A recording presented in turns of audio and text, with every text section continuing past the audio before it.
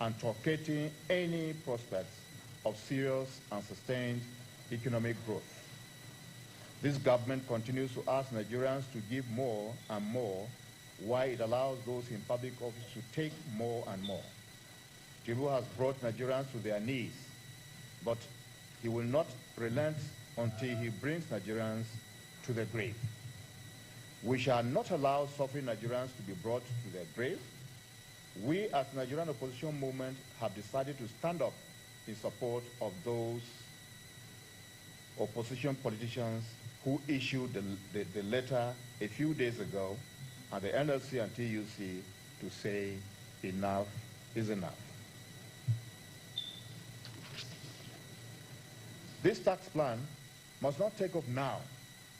Its implementation must be suspended immediately. This is not a tax reform. This tax is a weapon fashioned against the economic well-being and social security of suffering and poor Nigerian citizens. This government is asking Nigerians who have already been brought down on their knees by the weight of poverty and squalor and have nothing left to give more. No, you cannot tax hunger. You cannot tax poverty. And you cannot tax people into prosperity. Since he came into office, President Tinubu has shown where his heart is. It is not with the Nigerian people. It is with a few oligarchs who are attached to his economic and political interests. The bad policies of the administration are intentionally so because President Tinubu is not committed to the prosperity of ordinary citizens. He is committed to getting and keeping political power at a toll of creating wealth for himself and his family and friends. This is bad for Nigeria. As leaders of conscience, we cannot justify Tinubu's exploitative taxes against the poor in Nigeria because there is no evidence of prudence or due process in this administration. For the past 2 years and more, we have witnessed the most expansive state capture in Nigeria's history. The nation's revenue agencies like the NNPC and FIRS are reeking with grand corruption. The Tinubu administration does not recognize transparency and accountability. It continues to conduct its business in secrecy as if the Nigerian Federation has become his family agency, incorporated. For instance, why would the FIRS enter into an MOU with a French agency regarding management of Nigeria's tax regime and refuse to publicly disclose the content of the MOU, especially in the circumstances where Tinubu has made France his second home and business center? Does public interest not dictate that FIRS publish the MOU since Nigerians are worried at the prospects of the business deal with France compromising Nigeria's strange national interests? Since President Tinubu came into power, it has been one allegation and report, one high-level grand corruption or another, starting with the mind-boggling corruption of the former Minister of Humanitarian Services, where corruption cases have been swept under the carpet. For the first time in the history, a leading Nigerian private sector businessman is openly accusing Tinubu's top regulator of brazen corruption. This has never been seen or heard in Nigeria. President Tinubu's idea of public leadership has no place for social contract, no place for due process or protection of national norms and institutional standards. Recently, Professor Wole Soyinka, a staunch supporter of President Tinubu administration, was forced to voice out great distress at the privatization of the Nigerian state by the Tinubu administration. He said Sheikh Tinubu, the president's son, who has no public office, has sufficient military and police escorts to overrun Benin Republic. That is typical Bola Tinubu as Nigeria's president. Do not care about what Nigerians feel or think. Yes, he just keeps it in the family. It is about me and my family, and to hell with Nigerians. Therefore, in the context of President Tinubu's administration war against Nigerians, we do not believe the new taxes would serve any public good. From the experience of the past, Tinubu's hard taxes would not translate into better hospitals, security, or jobs. Nigerians are being asked to pay more without being promised anything in return. This tax drive is not different from the reckless removal of fuel subsidy, where the resultant gains, which are unaccounted for, rather than being injected into productive economy for the benefit of the citizens, is being deployed to funding the flamboyance of a blotted government, cronies, and families. The opaque outsourcing through an MOU with the French concern is a disturbing indicator that no accountability is intended. President Tinubu is not focused on governance, he is focused on brazen. We reject this task because the timing is cruel and the logic is irrational. Fuel subsidy removal, naira collapse, food inflation, and rising electricity tariffs have already pushed households and small business to the edge. Introducing an aggressive tax regime now not only shows, but indeed confirms, the widely held belief of a government dangerously out of touch with reality. As an oligarch and authoritarian, President Tinubu, by this tax plan, concentrates enormous powers in the hands of revenue authorities in a country with weak safeguards. Accounts access, which is already being enforced, penalties, and automated enforcement without strong oversight invite abuse. When citizens fear the taxman more than they trust the government, something is fundamentally wrong. Now, our demands. The National Opposition Movement demands: 1, the immediate suspension of the tax plan's takeoff dates. 2, national consultation involving labor, civil society, SMEs, professionals, and state governments. 3, explicit social protection guarantees tied to any tax reform. 4, a focus on taxing luxury, excess profits, monopolies, and corruption, not poverty.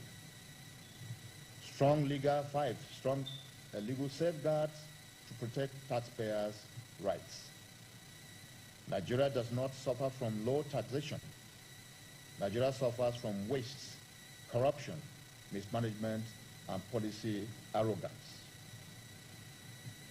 You do not fix government failure by billing the victims. We stand with Nigerian workers, traders, professionals, and small businesses. We will resist any policy that punishes the poor to excuse leadership failures. If this tax plan is forced through without suspension and consultations, the government will be fully responsible for the social and economic consequences. This is not a threat. It's a warning grounded in reality. Nigeria is hurting, and the suffering Nigerians have limits. Let us warn President Tinubu and his enforcers. The crisis in West Africa is a crisis of accountable governance, of authoritarian rule without accountability, and state capture guided by greed and arrogance. Nigeria should be saved the misfortune of stoking the fire of conflict that will destroy the prospects of democracy and development in Nigeria. The government should end its provocation of Nigerians and suppression of the voices of the opposition politicians, labor leaders, and civil society. The government should release its stranglehold on Nigeria. President Tinubu should let Nigerians breathe. Enough of poverty, enough of insecurity, enough of the burden of his tax masters, enough of assault against opposition leaders. As we close the year, we declare a commitment to close President Tinubu's gross incompetence and assault on the integrity and stability of the Nigerian state. Thank you all. We want to take questions. So if you have a question, could you just indicate? And the procedure is this. You mention your name, your medium, then you go ahead with your questions. Please make them as short as possible. Thank you very much. Yeah, Nation. Good afternoon, sir.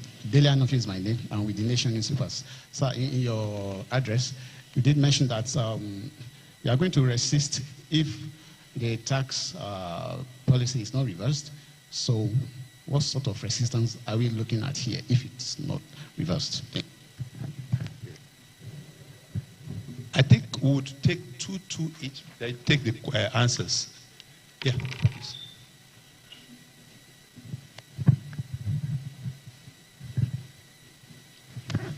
Good afternoon.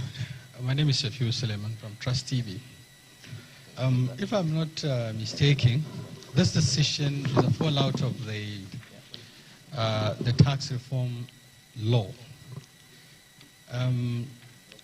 Some will say, is the opposition not beating a dead horse? The fact that this tax reform bill also has been subjected to public scrutiny and it was passed by the National Assembly.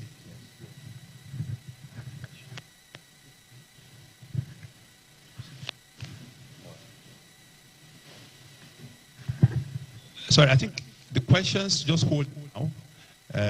We'll just go back to, after the text. There are 2 speakers or 3 speakers after that, then we can take the questions in two. I think your questions are noted, but we'll go back to the question session now. So I think I will start with Aja Aisha Yusufu. You have the floor now.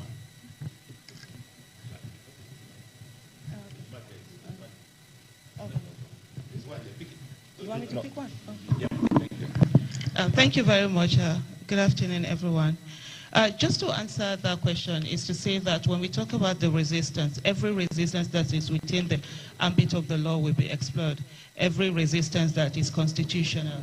And it must be noted that in spite of the fact that Nigerians have come out repeatedly to talk about how difficult this is going to be and how they do not agree with this particular law, it has been passed, and there's that hell-bent attitude to take it on without looking at the suffering of the people. Resistance is allowed within the law, and that is what must be done. Thank you.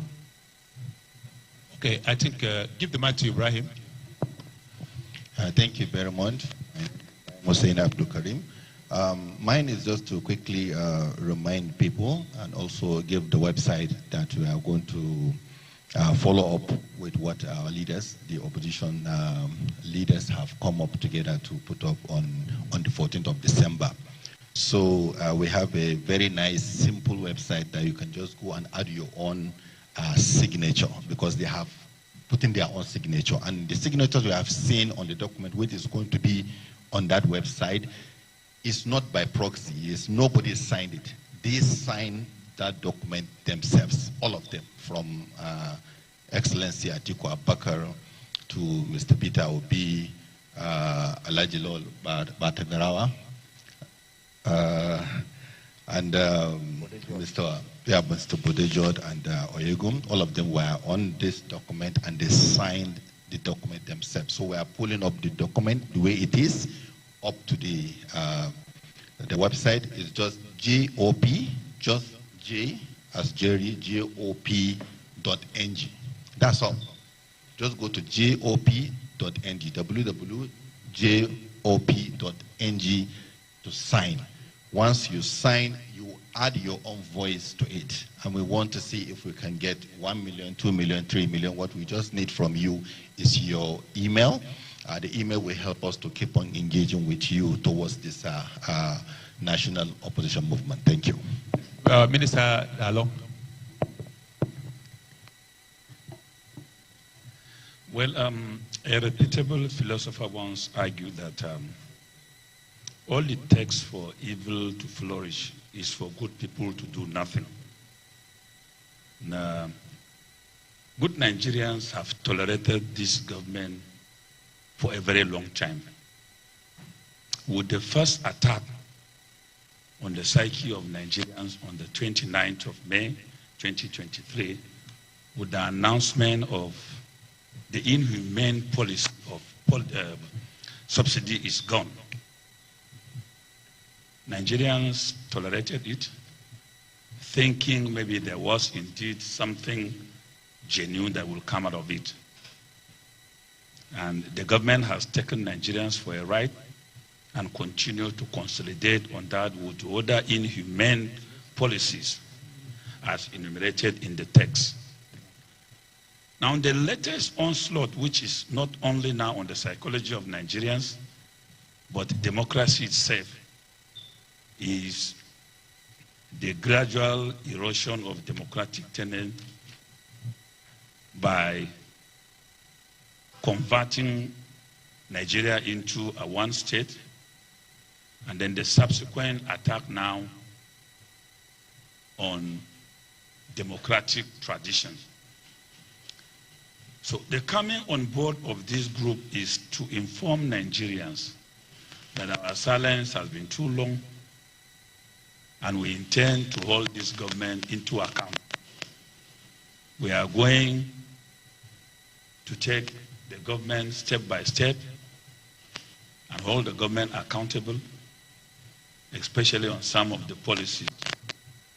It's common knowledge that we have made new resources from May 29 to date, but we have also borrowed so much money, again, within this same period, and yet Nigerians cannot sleep with their eyes closed.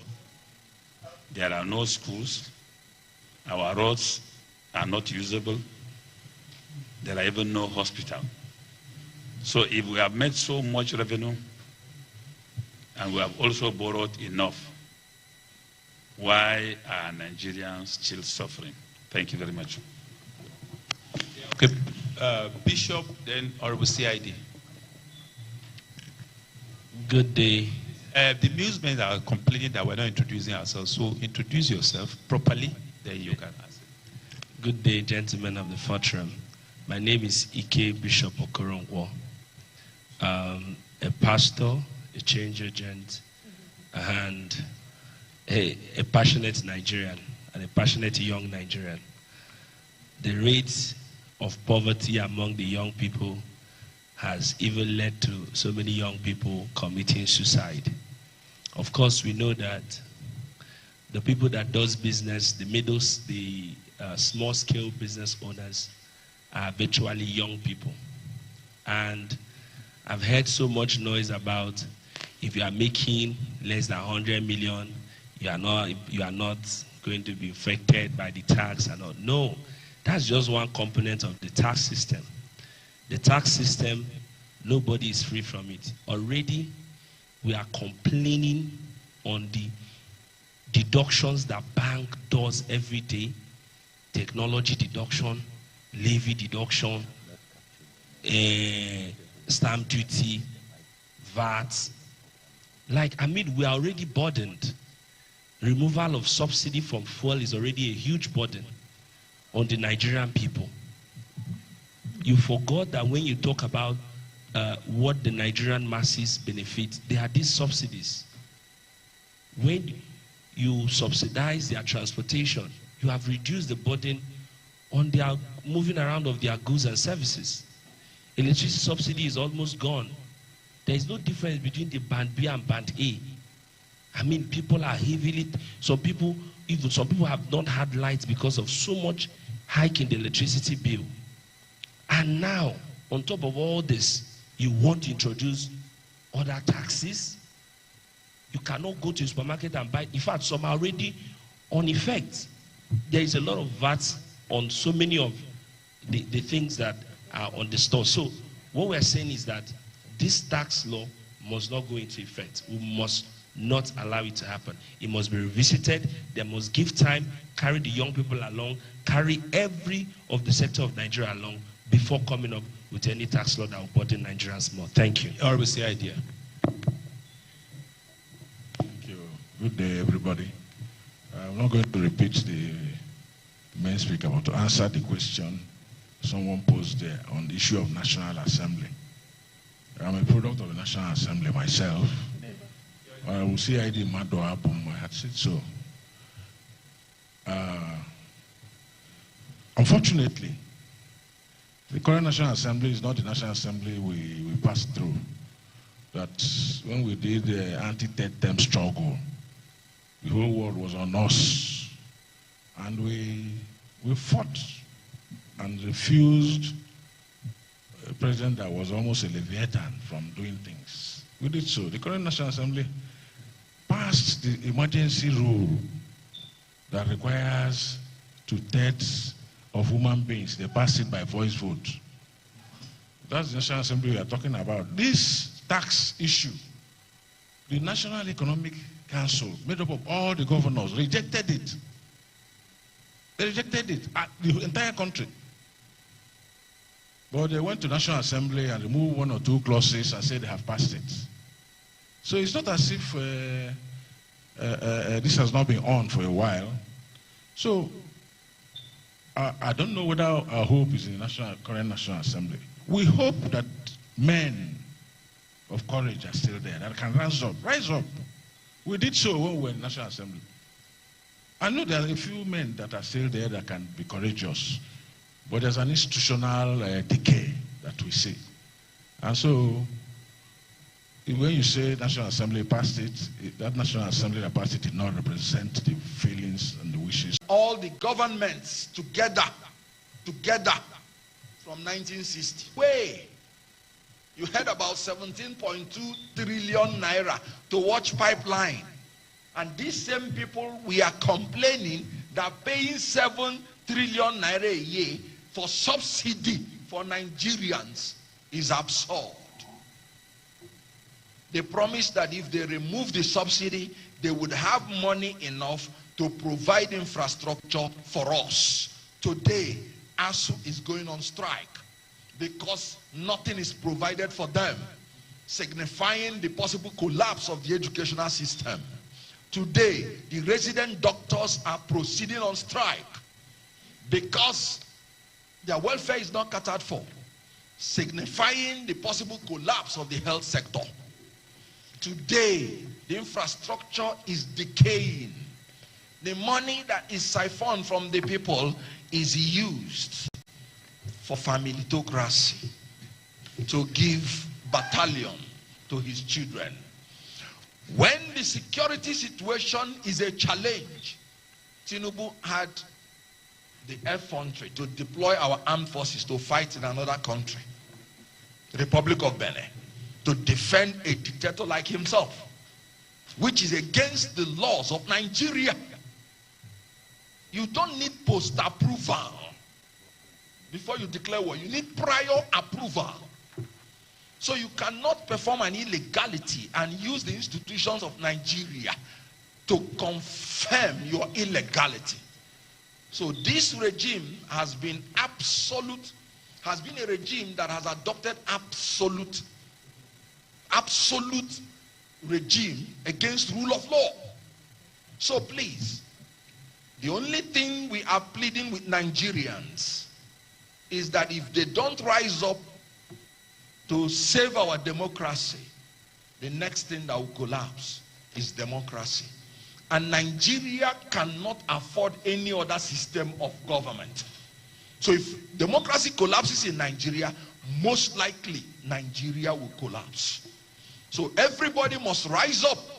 Like Martin Luther said, silence in the face of evil is evil itself. And history may not remember the words of our enemies, but we'll always remember the silence of our friends. We must rise up and save democracy. Okay, gentlemen of the press, we can now go with our questions, but we have very limited time, so I'll start from my friend here. Good afternoon. My name is Friday. I'm a reporter with Channels TV. I just want to seek further clarification. I understand that Honorable CID mentioned a part of it. We've also had some engagement with those on the side of government who are defending this new tax law also.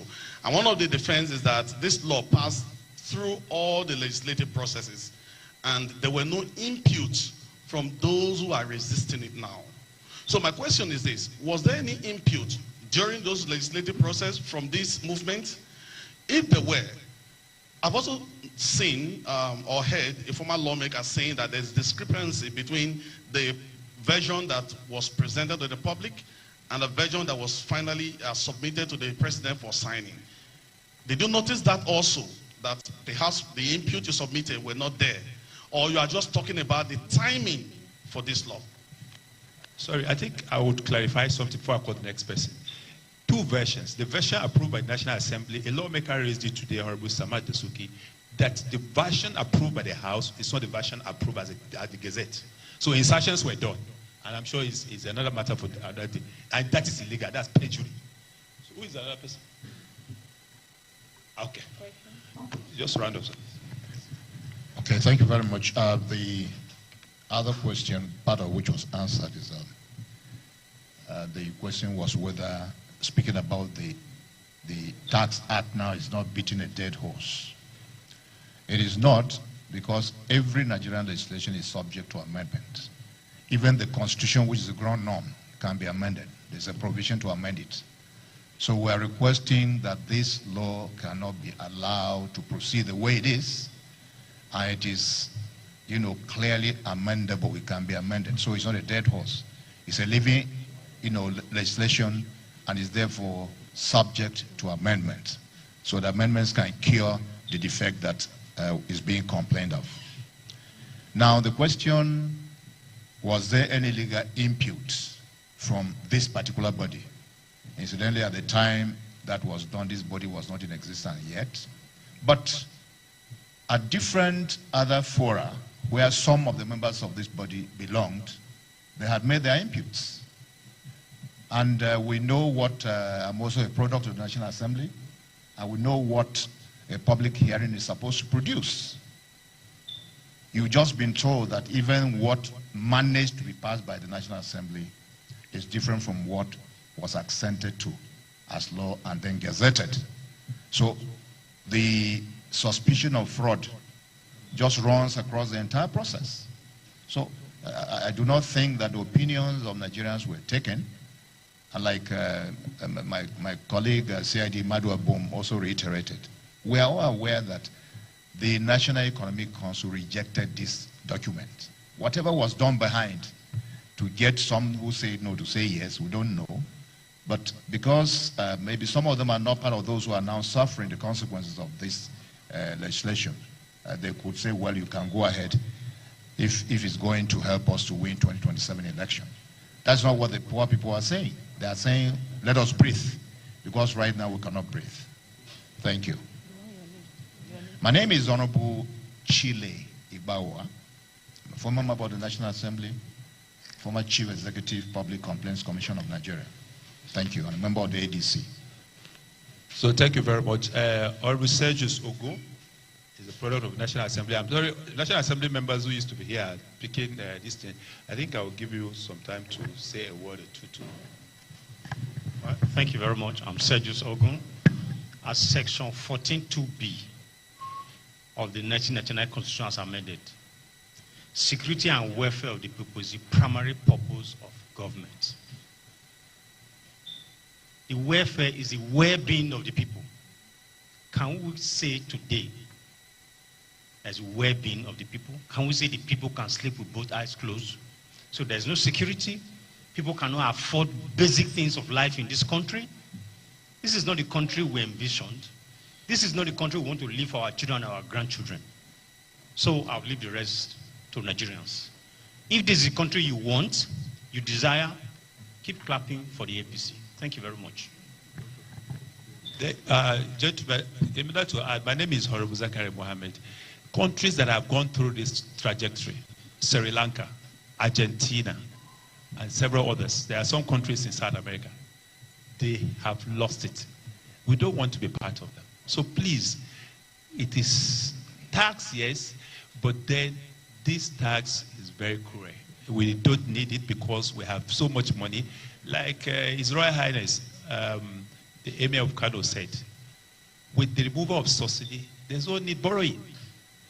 And up to today, nobody has answered that question. Instead, they are just attacking him. So, Honorable Telepower, we're rounding off, leave the floor to you. Okay.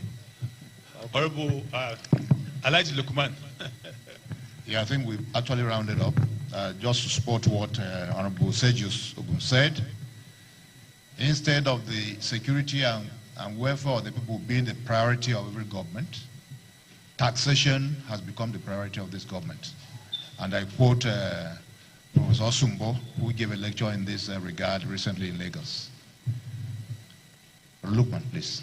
Close word of thanks. Well, thank you very much. My name is Salud Lukman.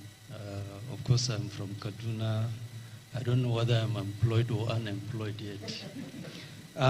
First is to thank everyone and to say that, like Honorable Chili made the point, this is our first outing.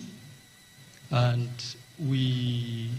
if you look around, you will see that we are not, yes, we are politicians, but we are not people who live on politics. We are people who are committed to the growth and development of democracy in Nigeria. And as much as possible, democracy must serve citizens. And which is what is driving our commitment.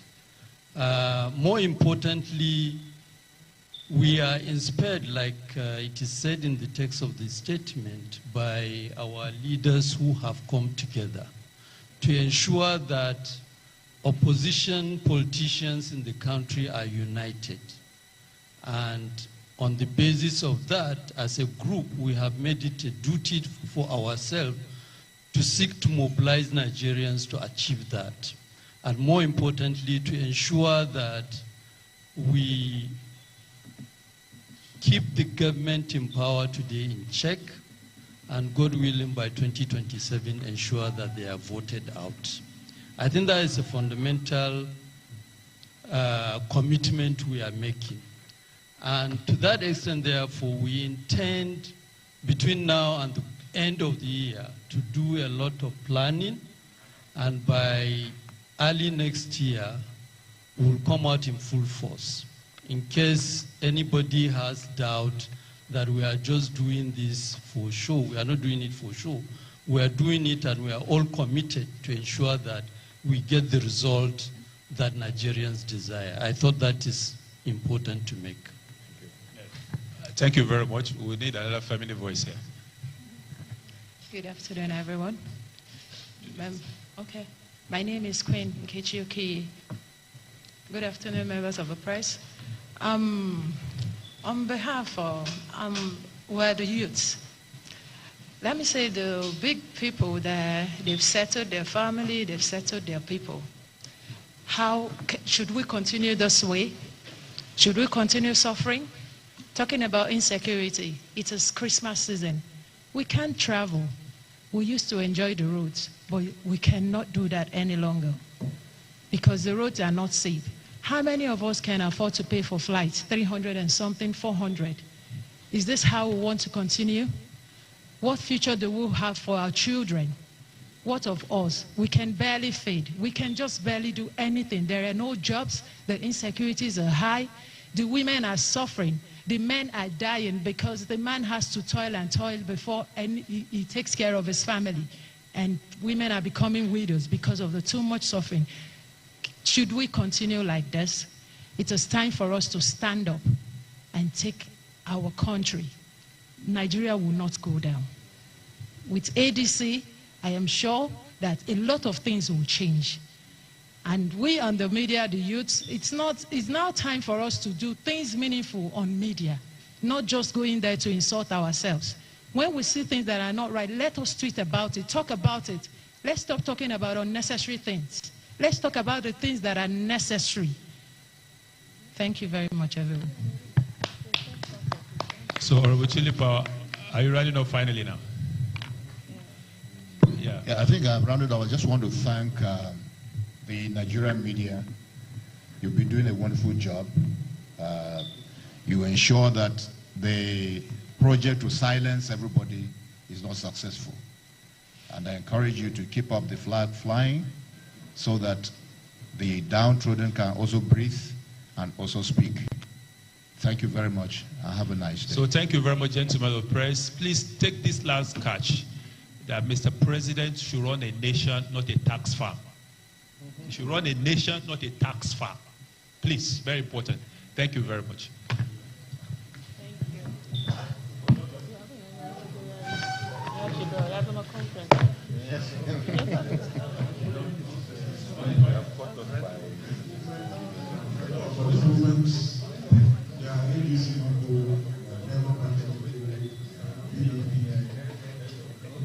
All the opposition parties are involved here. Because I've heard some people say that ADC.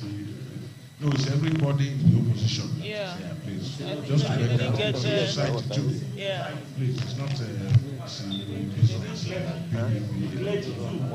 There are very many civil society people that are involved. Clergy, everybody. Thank you. Even revolutionary politicians are here. See,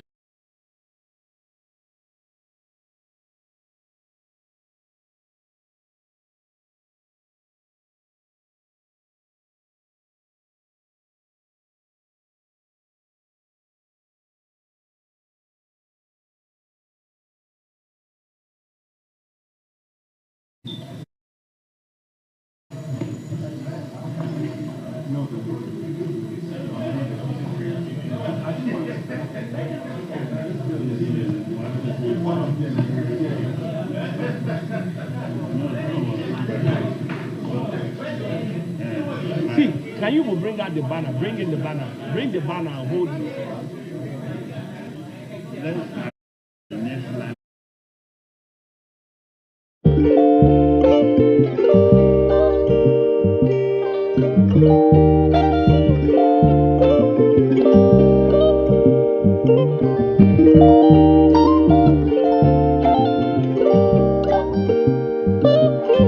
Thank you.